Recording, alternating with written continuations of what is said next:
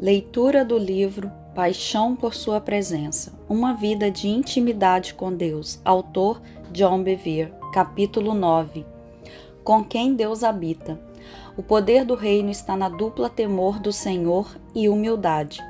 Neste capítulo vamos explorar outro elemento crucial para nos aproximarmos do único que tão ardentemente deseja ter comunhão conosco.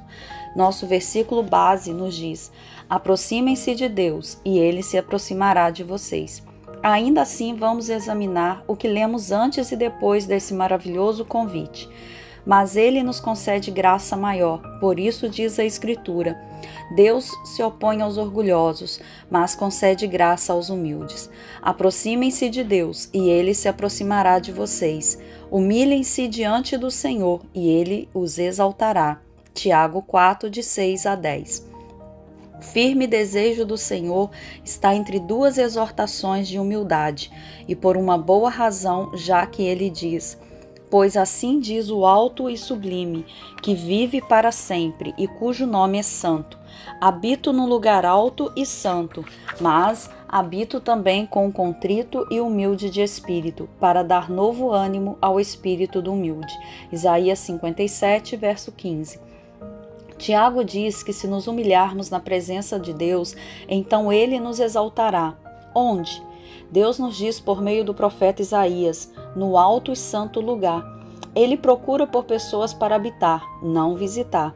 Tiago nos convida para mais que uma visita. Somos convidados a habitar em sua presença continuamente. E como Isaías diz, este convite é feito aos humildes. Nossa ignorância acerca da humildade. Muitos no corpo de Cristo não entendem a humildade e o seu poder. Eles a veem como fraqueza, covardia, algo lamentável ou até religioso. Ainda assim, é fato que frequentemente o verdadeiro humilde é tido como arrogante. Vamos analisar o caso de Davi, que a pedido de seu pai foi visitar seus irmãos mais velhos que estavam em batalha contra os filisteus. Ele chega e nota que todos os soldados, incluindo seus irmãos, estão em uma estranha nova posição de batalha, escondendo-se atrás das rochas com medo do gigante Golias. Davi ficou sabendo que isso estava acontecendo há 40 dias, portanto perguntou aos homens sem pestanejar: quem é esse filisteu incircunciso para desafiar os exércitos do Deus vivo? 1 Samuel 17, 26. Isso enfureceu seu irmão mais velho Eliabe. Ele provavelmente pensava: meu irmão mais novo não é só um pirralho, mas é também alguém cheio de si. Então Eliabe respondeu bruscamente a Davi dizendo: sei que você é presunçoso e que seu coração é mau. Você veio só para ver a batalha. 1 Samuel 17, 28. Espere, quem era orgulhoso? Apenas um capítulo antes, o profeta Samuel havia ido até a casa de Jessé para ungir o próximo rei, e seu primogênito não fora escolhido. Ambos, Jessé e Samuel, supuseram que Eliabe seria o escolhido, porque era provavelmente o mais alto, mais forte, mais esperto dos filhos de Jessé. Mas Deus disse firmemente: pois eu o rejeitei. 1 Samuel 16, 7. Só há uma razão pela qual Deus rejeita alguém: o orgulho. Eliabe acusou Davi de ter orgulho, mas esse sentimento residia nele próprio, pois Deus vangloriou-se da humildade de Davi, dizendo que ele era um homem segundo o seu coração. Atos 13, 22. Seu irmão caçula estava longe de ser uma pessoa fraca, chorosa ou covarde. Davi deixou para trás as ofensas verbais e se encontrou com o gigante cheio de confiança, fazendo-o saber que ele estava perto de perder a cabeça. Então Davi correu para o campo inimigo, matou Golias e pegou sua cabeça. Deixe-me ir além para provar como frequentemente não entendemos a humildade. O livro de Números, que é um dos 5 primeiros livros da Bíblia, pertence a um grupo de livros que chamamos de Pentateuco. Lemos nele: Moisés era um homem humilde, o mais humilde do mundo.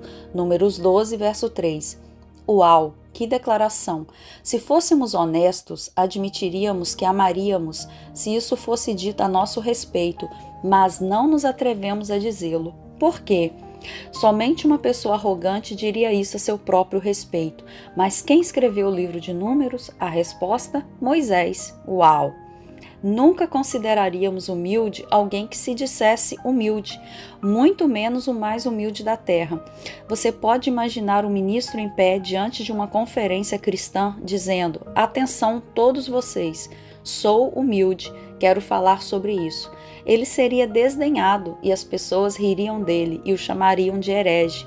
Mas mesmo assim, veja o que Jesus disse: venham a mim, todos que estáis cansados e sobrecarregados, e eu lhes darei descanso. Aprendam de mim, pois sou manso e humilde de coração.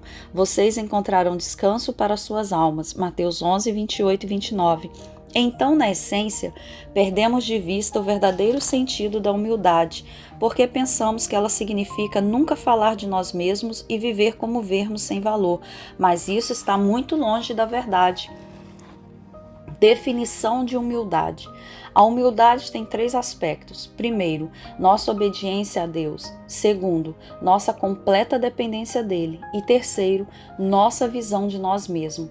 Vamos dar uma breve olhada em cada um. Primeiro, nossa obediência.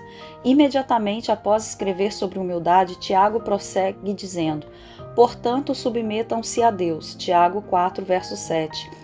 Isso cria uma relação entre obediência e humildade. O Senhor sempre dá ao seu povo suas promessas e planos, porque eu que conheço os planos que tenho para vocês, diz o Senhor, planos de fazê-los prosperar e não de lhes causar dano, planos de dar-lhes esperança e um futuro. Jeremias 29, 11.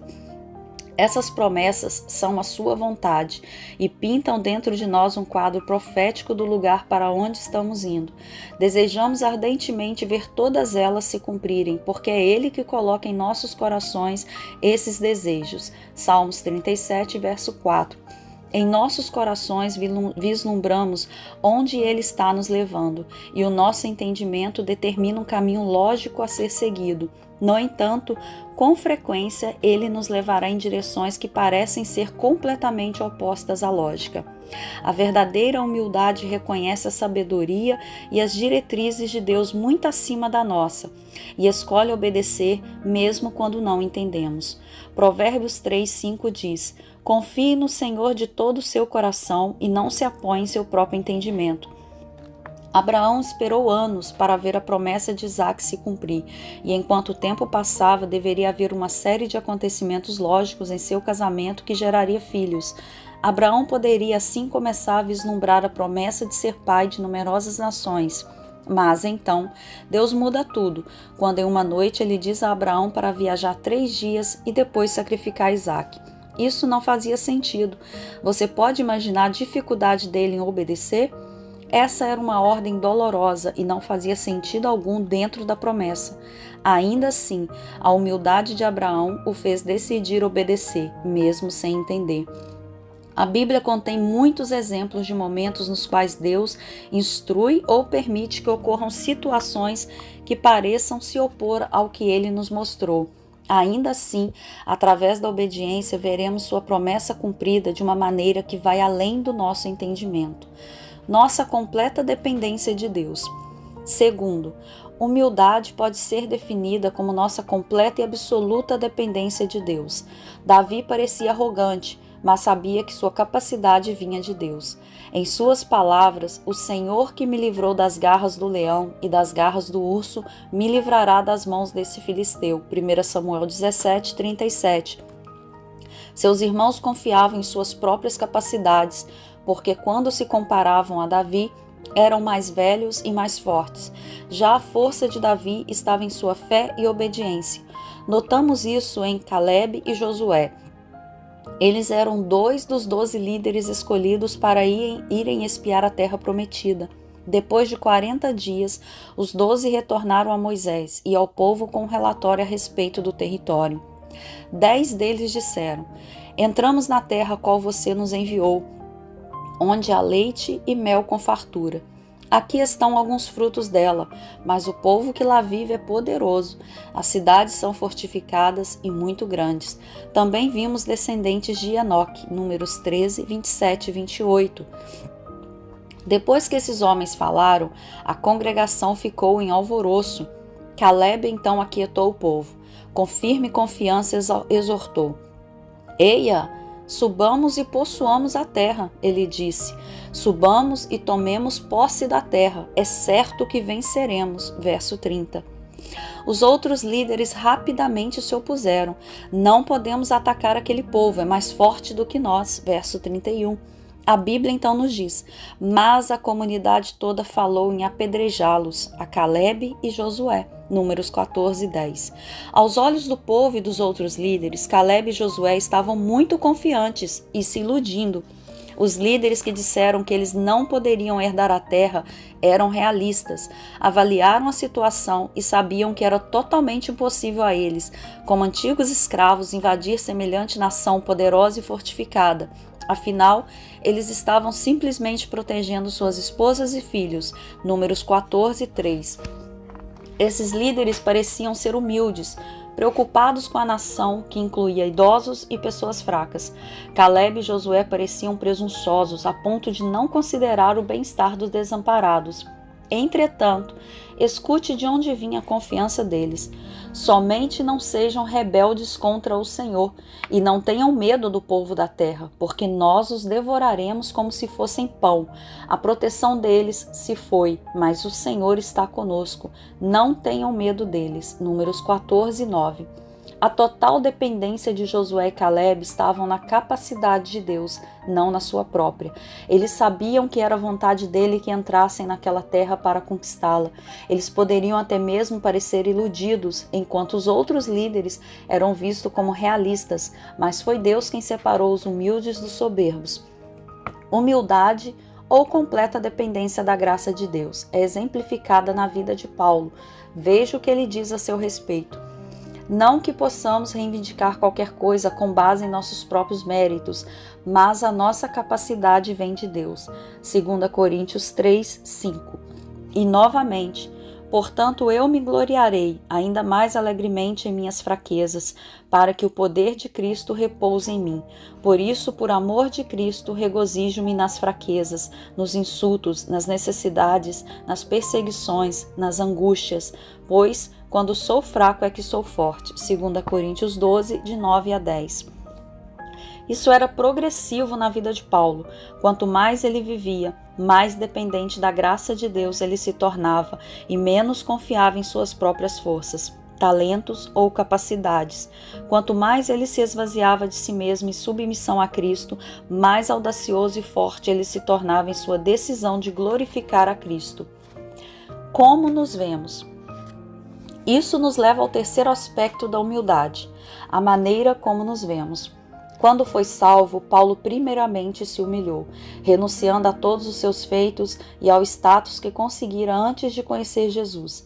Ele os considerava lixo. Em boa parte, não é difícil considerarmos lixo a vida que tínhamos antes de conhecer Jesus. Mas, em nossas realizações em Cristo depois da salvação, essa geralmente é outra história. A respeito desses feitos, ele declarou: Irmãos, quanto a mim, julgo não tê-lo alcançado, mas uma coisa faço, esquecendo-me das coisas que para trás ficam, o que Deus havia feito por meio dele desde que ele fora salvo, avançando para as que diante de mim estão. Filipenses 3:13. Anos depois da sua conversão, Paulo foi ordenado apóstolo, Atos 13, de 1 a 4. A ele foi dada abundância de revelações espirituais e sabedoria, que lhe concederam novamente a oportunidade de se sentir realizado. Ele deu origem a várias igrejas por toda a Ásia e Europa Oriental. Percebemos sua humildade em 56 depois de Cristo, em sua carta à igreja que ele iniciou em Corinto. Ele estava há 10 anos da sua morte.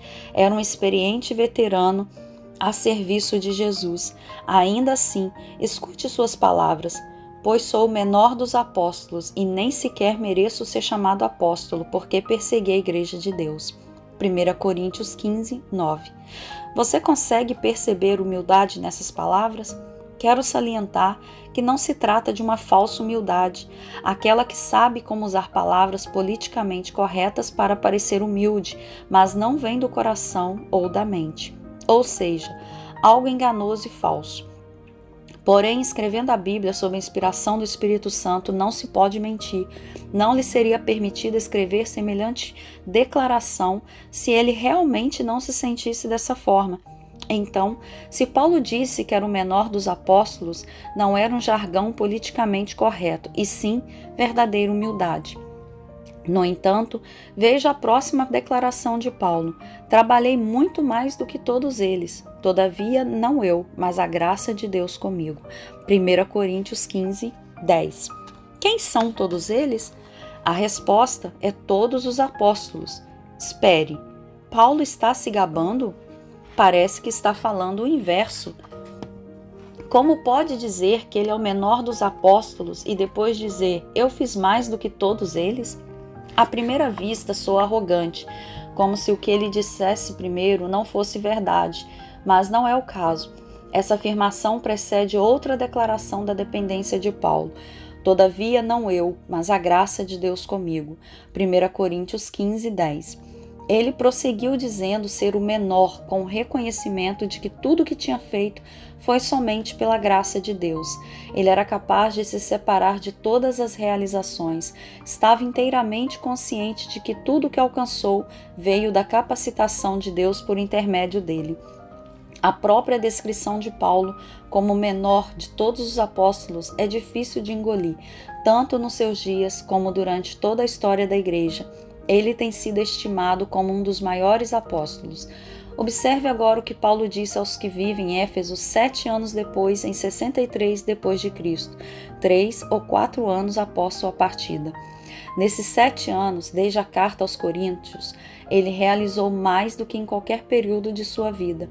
Ele se descreve da seguinte forma: embora eu seja o menor dos menores de todos os santos, foi-me concedida esta graça de anunciar aos gentios as insondáveis riquezas de Cristo. Efésios 3, 8. 7 anos antes, ele se declarou o menor dos apóstolos e agora se descreve como o menor dos menores de todos os santos. O quê? Se alguém poderia se gabar disso, certamente era Paulo. E lembre-se, quando está escrevendo a Bíblia, você não pode mentir. Não pode escrever jargões religiosos politicamente corretos. Ele realmente se via desse modo. Esta evolução continuou e, pelo que constatamos pouco antes de sua morte, ele escreveu uma carta a Timóteo na qual lemos: Cristo Jesus veio ao mundo para salvar os pecadores, dos quais eu sou o pior. 1 Timóteo 1,15. Agora ele não é mais o menor dos apóstolos, nem o menor de todos os santos. Ele se vê como o pior dos pecadores. Note que ele não disse, fui o pior, e sim, sou o pior. E ele que teve a revelação de ser uma nova criatura em Cristo. As coisas antigas já passaram, eis que se fizeram novas. 2 Coríntios 5,17. Nunca perdeu de vista a grandiosidade do débito que tinha com o Salvador. Quanto mais Paulo servia, menor ele se via, enquanto sua humildade crescia progressivamente. Então, seria por isso que a graça de Deus aumentava proporcionalmente à medida que ele se tornava mais velho? Já que Tiago nos diz que Deus concede graça aos humildes, Tiago 4, verso 6. Seria talvez porque Deus revelou seu caminho tão intimamente a Paulo que isso confundiu o apóstolo Pedro? Deus diz por meio de Isaías que ele habita, não visita, aqueles que são humildes. Quando habitamos com ele, nos tornamos íntimos dele. Os dois poderes. Agora chegamos ao lugar onde encontramos os dois poderes do reino. São eles o temor do Senhor e a humildade. Lembre-se que em capítulos recentes observamos claramente que o temor do Senhor é o primeiro passo para se ter um conhecimento íntimo dele, e vemos que o mesmo se aplica à humildade. O salmista declara: conduz os humildes na justiça e lhes ensina o seu caminho. Salmos 25, 9. Deus revela seu caminho aos humildes. Ainda assim, alguns versículos depois lemos: quem é o homem que teme ao Senhor? Ele o instruirá no caminho que deve seguir. Salmos 25, 12. Na essência, aqueles que temem ao Senhor são verdadeiramente humildes, e os verdadeiramente humildes temem ao Senhor. Lembre-se de que Moisés conhecia os caminhos de Deus. Ainda assim, Israel só o conhecia através das respostas às suas orações, que são os seus atos. Moisés temia ao Senhor e era também muito humilde. Você vê a ligação? Israel não tinha o temor do Senhor, Deuteronômio 5:29, nem a humildade, o que vemos no exemplo de Josué e Calebe. O salmista relaciona o temor do Senhor à humildade, como se os dois fossem quase inseparáveis. Vemos isso repetidamente na palavra de Deus. Um exemplo disso é: o temor do Senhor é a instrução da sabedoria e a humildade precede a honra. Provérbios 15:33. O reino das trevas também tem seus poderes. Eles são o oposto do temor do Senhor e da humildade. Eles são rebelião e soberba. Nós o vemos em contraste em Provérbios. O galardão da humildade e o do temor do Senhor são riquezas, honra e vida. Espinhos e laços há no caminho do perverso, obstinado e teimoso. O que guarda sua alma retira-se para longe deles. Provérbios 22, 4 e 5. Você viu como a humildade e o temor do Senhor estão conectados, bem como a soberba com a rebelião? Jesus se humilhou mais que qualquer outro ser, seja humano ou angelical, pelo que também ele foi mais exaltado que qualquer outro. Filipenses 2, do 8 ao 9. Ele também desfrutou acima de todas as virtudes do temor do Senhor. Portanto, a presença do Espírito de Deus com e sobre ele era sem medida. Isaías 11, de 2 a 3 e João 3, 34. Por outro lado, Lúcifer, que era um querubim ungido, agora conhecido como Satanás, se levantou em soberba e se rebelou mais do que qualquer um, antes e depois dele. Por isso foi lançado nas profundezas do abismo. Ezequiel 28, 14 e 17 e Isaías 14, do 12 ao 15. Tendo isso em mente, a Bíblia mostra repetidamente que a habitação de Deus é nas alturas e que as forças demoníacas estão nas partes inferiores. Você verá inúmeras vezes na Bíblia a soberba e a rebelião associadas com o baixo e a humildade e o temor do Senhor com o alto. Ser exaltado é habitar com Deus em intimidade. Aqueles a quem Deus busca. Deus resiste aos soberbos e rebeldes, Tiago 4:6, mas ele é atraído por aqueles que o temem, os verdadeiramente humildes. No Antigo Testamento havia um grupo de pessoas servindo e adorando o Senhor como a sua palavra instrui.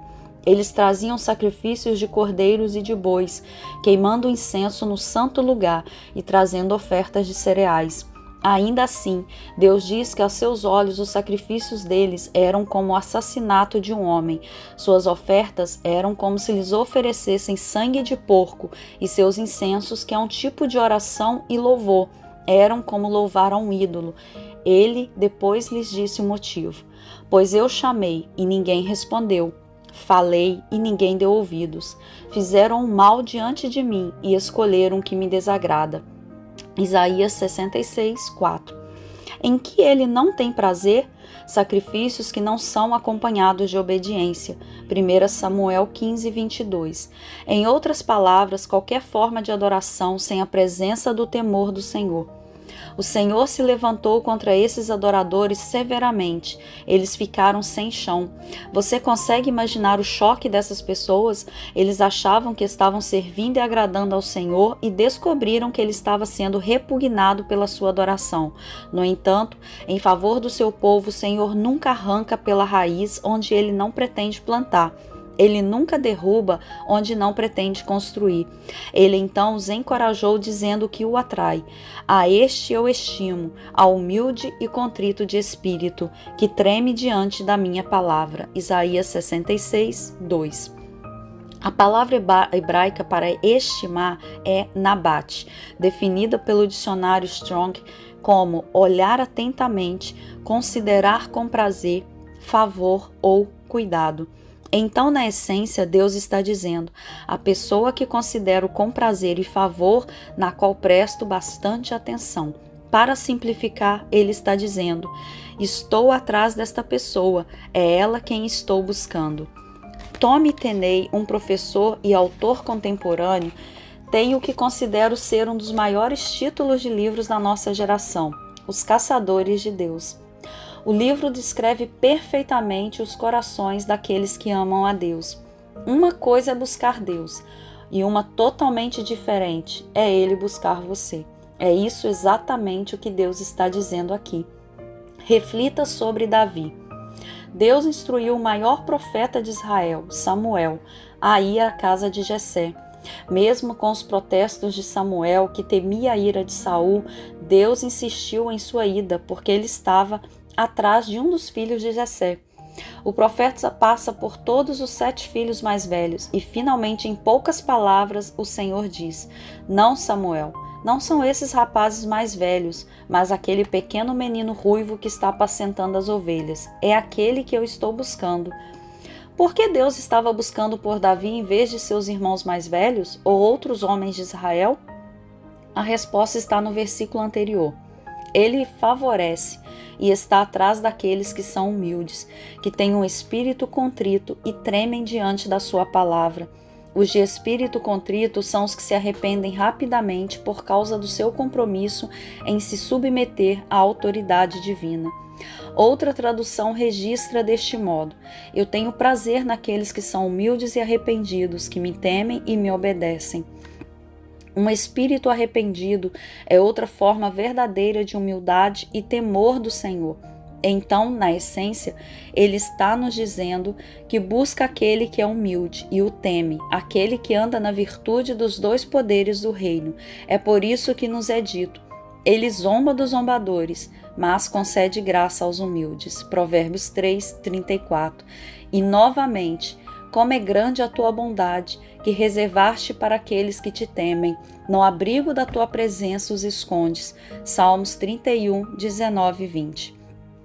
É por isso que nos é dito no Novo Testamento: Cingi-vos todos de humildade, 1 Pedro 5, verso 5, e portem-se com temor durante a jornada terrena de vocês, 1 Pedro 1, 17.